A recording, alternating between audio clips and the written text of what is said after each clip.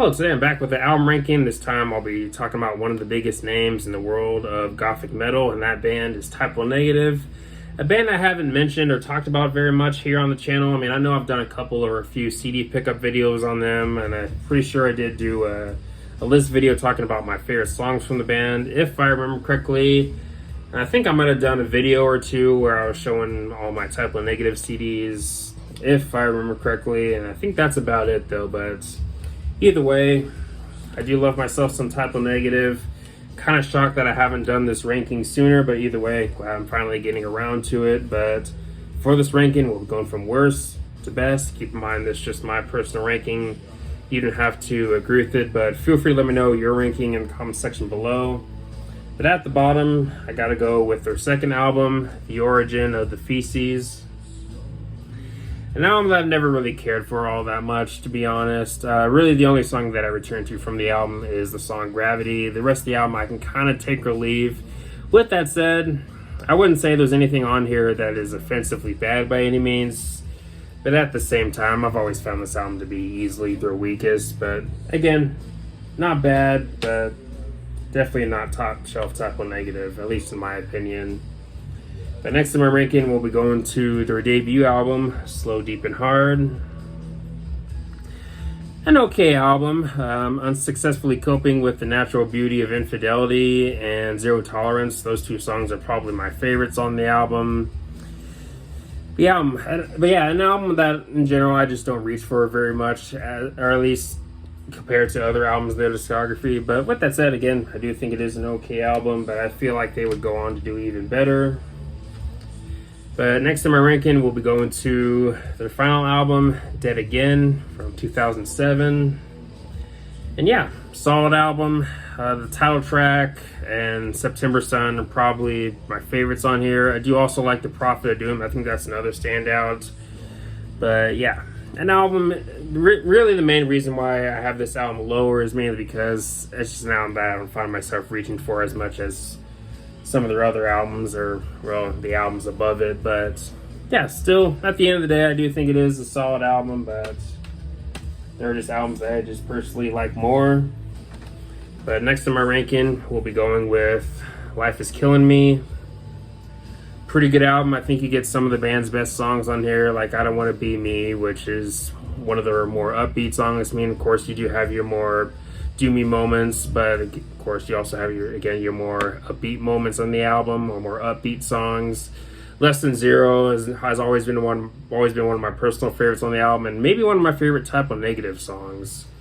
Some other standouts to me on the album are A Dish Best Served Coldly, Anesthesia, and Nettie.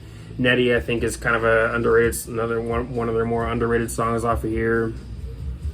But it's, for me, one of my favorites on the album. And We Were Electrocuted is also pretty good too. But yeah, again, another pretty good album for the band. But now we're moving to an album that over time I've grown to appreciate more and more with time, and that album is World Coming Down. Obviously, their darkest album. Around this time, there were a series of deaths in Peter Steele's family, and that obviously had an impact on him and this album, and it definitely shows. I mean, when I was getting into Type O Negative, this album, for me, wasn't as immediate as some of their other albums, but over time, I've grown to appreciate the album more and more, and now it's in my top 3, and it's now at number 3, but yeah. Pretty good album for them. I mean, especially when it comes to a front to back album list, and I think this is easily one of the band's best, at least in my opinion. But some of my favorites being White Slavery. I really dig the guitar work in that song. Same with the song Paretta Blaze. I really dig the guitar work in that song especially. Some other standouts: Creepy Green Light, Everything Dies.